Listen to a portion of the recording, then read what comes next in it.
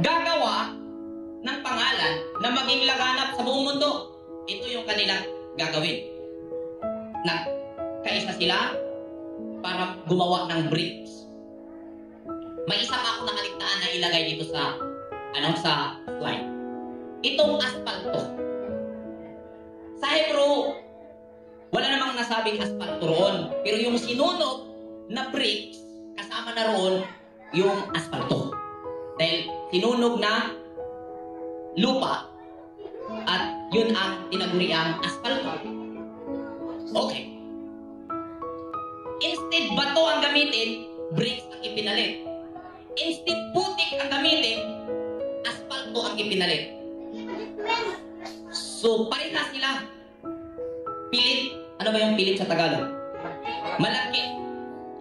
Gawa sa mula sa lupa.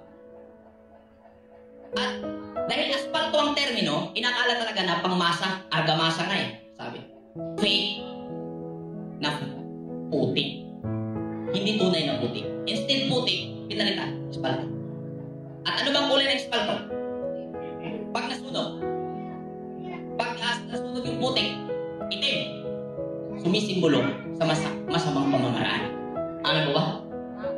Hanapin nyo sa Google, meron